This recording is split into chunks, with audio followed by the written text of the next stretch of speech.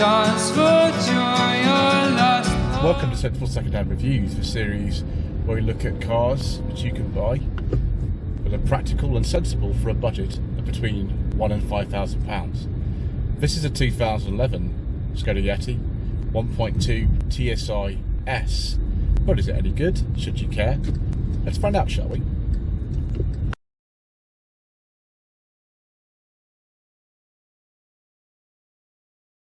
So the Skoda Yeti might actually be one of the most sensible cars we've ever had on this series. Certainly the Roomster that we tried back in 2021 was very sensible indeed, and this does share some of the same engines and things like that with the Roomster, but in more of a kind of overtly SUV style. This is base engine that these cars had. It's a 1.2 TSI with 103 horsepower. The later models had a 1.2 with 108 horsepower, which used a timing belt rather than timing chain. There's also a 1.4 engine that came along a little bit later in the car's life at 147 horsepower. I think those are only available as a manual, but I might be wrong about that. At the top of the petrol range was a 1.8 TSI unit with 157 horsepower that came standard with four-wheel drive. There were also some diesels available, but as usual, due to controversial government legislation and all kinds of other reasons, and it has been the case for 1,500 videos and 5 years on this channel, we don't talk about diesels on this channel. What we do talk about is the remarkable kind of suppleness to the suspension of one of these Yetis. This is the second one I've actually driven, and the road I'm driving on there, which is in Southampton, is not particularly smooth. It's got lots of little bumps in it and things, but this car copes really well with that. It has a good balance of kind of precision with the steering, but also resistance to bumps, and I think the 4x4 versions might even be better than this front-wheel drive version in that respect. Gearbox is good. This car's done about 90,000 miles, so it feels a little bit worn, but it's not too bad. It also feels like a really, really good size of car to sort of sneak into parking spaces and things like that, particularly if you had the reversing sensors that this car doesn't have. The engine's very nice and quiet. It actually has a lot more kind of low down torque than I imagined that it would. It's actually very nippy in a lot of situations with traffic and things like that you might encounter in an urban environment. Indeed, I think a lot of people like to drive these rather than attempting the north face of the Eiger, just nipping around town and going shopping and things like that. And it's a very good car for all these situations, I think. Certainly, it's very comfortable. The switchgear in here is very familiar to anybody who's driven any sort of Volkswagen Group product. Brakes are very good. It's just a very easy car to use, both in terms of the space inside and the features, but also if you're driving. 0 to 60 in this car, I think, is around 10.5 seconds, or something like that. You could obviously get the 1.8 that has a lot more power, and that does 0 to 60 about 8 seconds, which I think would be perfectly good for any Yeti owner.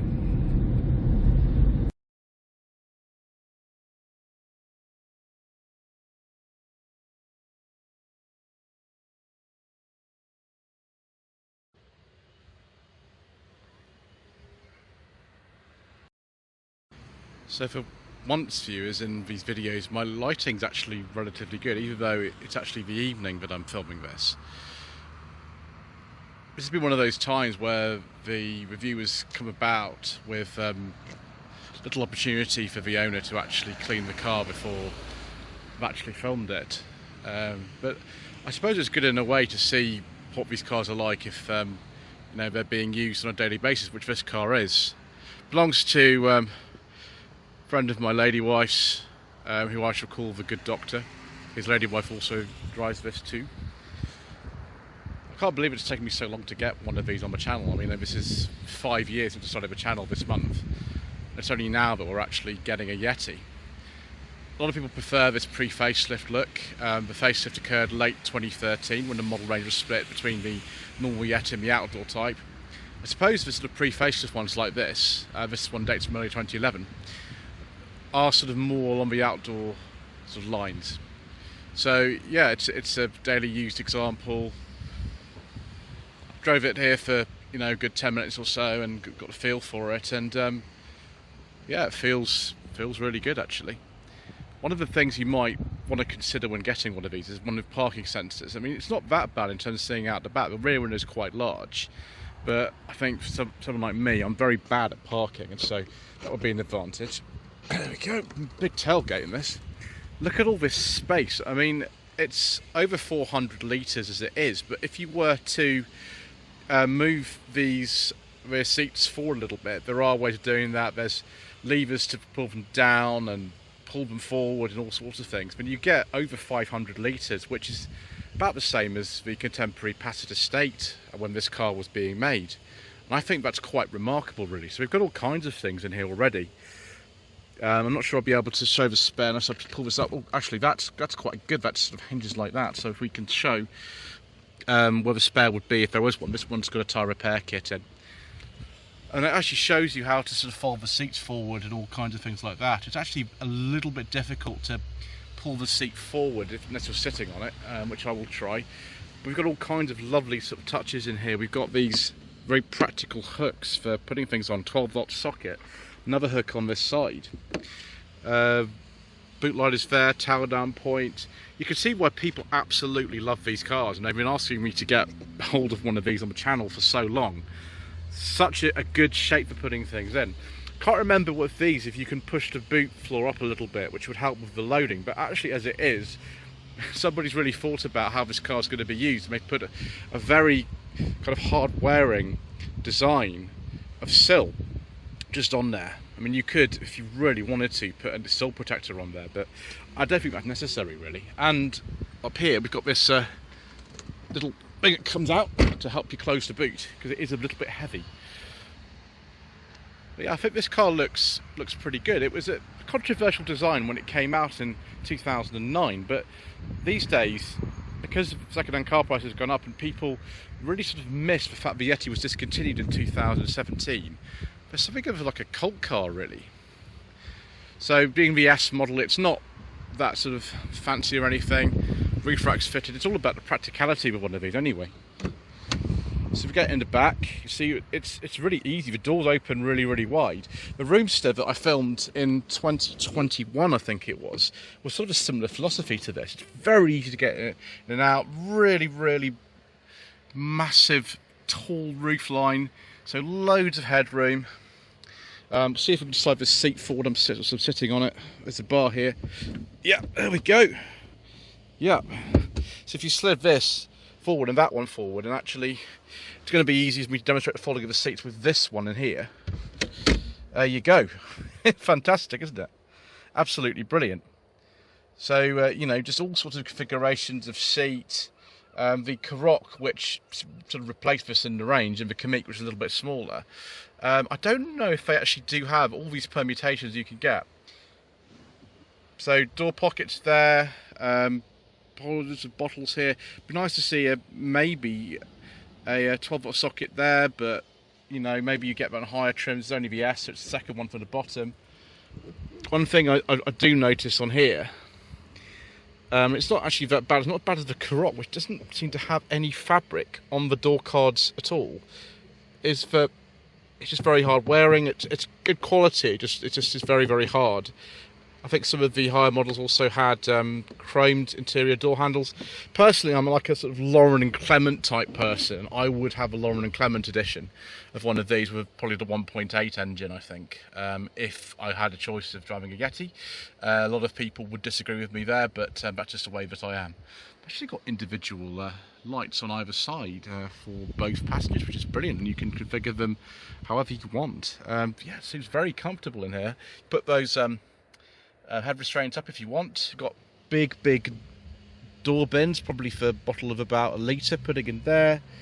Just really well thought out. The floor is really low, which is really good. You just put your feet under there.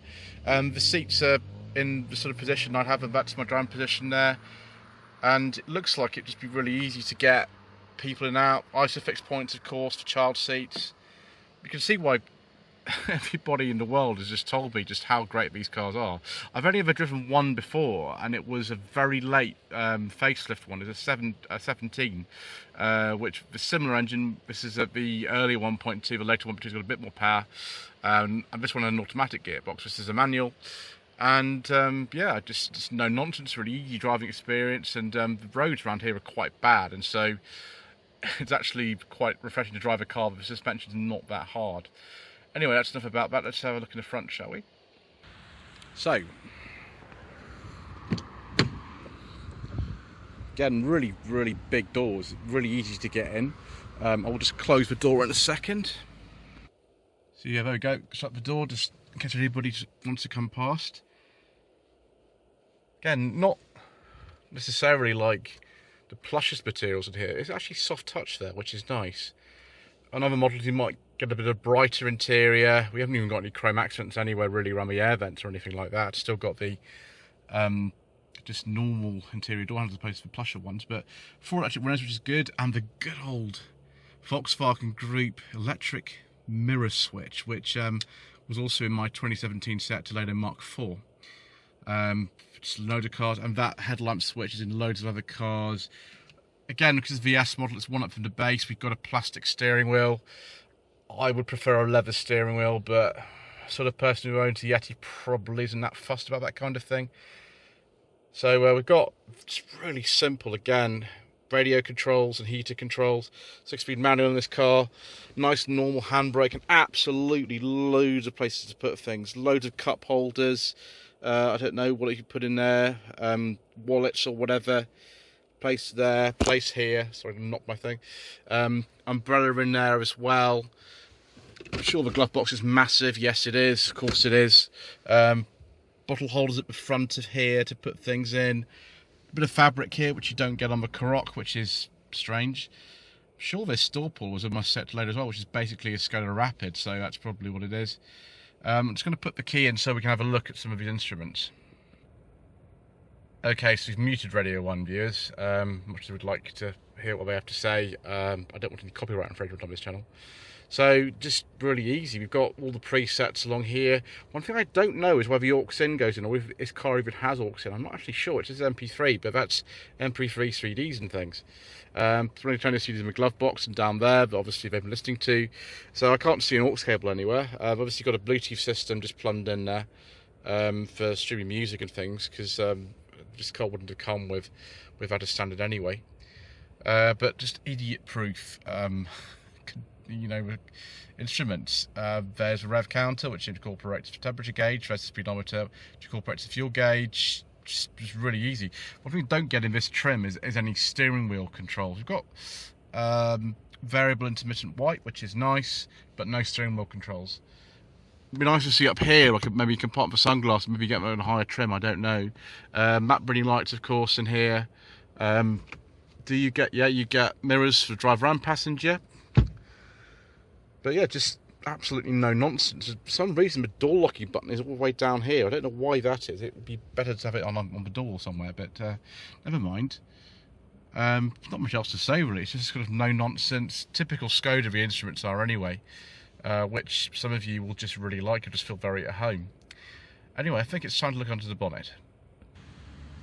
So, good old 1.2 Volkswagen Group TSI engine, in this case generating 103 horsepower. Bizarrely, the later 1.2 TSI engines, which have 108 horsepower, use a timing belt. This has a timing chain. And one thing you've got to bear in mind with these is the timing chains can fail on them. Usually you do get some warning, unlike the timing belt, but don't necessarily expect the car to, you know, not need one of these at some point, particularly if it's on very high mileage or the servicing's been skipped or something. One thing I would say is absolutely make sure that you don't skip any of the servicing, particularly if you've got a DSG gearbox. I mean, that needs to be serviced probably before the manufacturer recommends, and even then you can have some problems. So if you can stick with the manual versions of this car, it's probably quite a good thing, just to get rid of any of those problems. But yes, if your particular Yeti you're looking at has a timing belt, make sure it's been done. And also, if it's had a replacement timing chain, don't worry about that too much. It's something that It's quite normal with his engines, but if you're buying it and you hear a rattling timing chain, I would advise you probably not to buy the car. This one's fine. Right, let's go for another drive, shall we?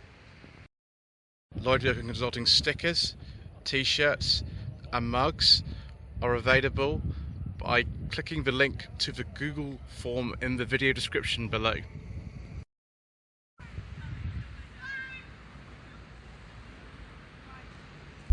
So here we are back on these sort of slightly battle-scarred streets of Southampton, and this car is just very impressive. It's very quiet, it's very refined. Considering this is the base model, there's plenty of power from this engine. Gearbox is very easy to use. I think you might get over 40 miles per gallon in this if you didn't constantly just drive in town, just to get on some longer journeys. All the models that you would probably consider have a 6-speed manual if you're looking at those. They're actually both 6 and 7-speed DSG gearboxes as well. The 1.2 has a 7-speed, for some reason all the others have a 6-speed. I don't quite know why that is. But as I've said earlier, if you're looking at a DSG car, you need to make sure that that gearbox has been properly serviced, probably in advance of the manufacturer's stipulations. And even then, they can have problems. I had a client that I sourced a car for, I think it's a Volkswagen Charan, which had the 1.4 TSI engine, which this car did also have. Can't remember if that comes with DSG as well, or it was just a manual, but that one had a DSG, and it just kind of went a little bit wrong. I mean, we did look at it carefully, but it's something that a lot of people will say just don't buy the DSG. If it's got a lovely kind of service record and someone's been really attentive to it, it might be a good option, but generally if you can just stick with the manual gearbox in this area of Volkswagen cars, that's what I'd do.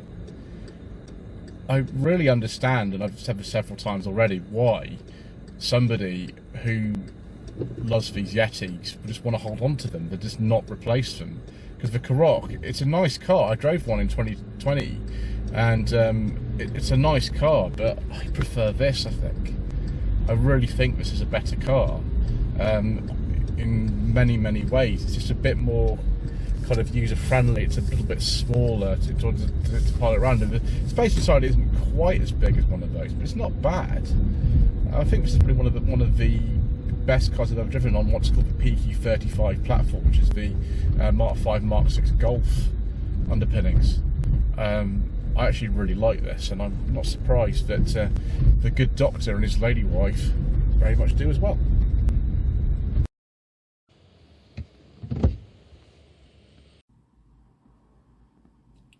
So viewers, let's look at some Skoda Yeti trim levels.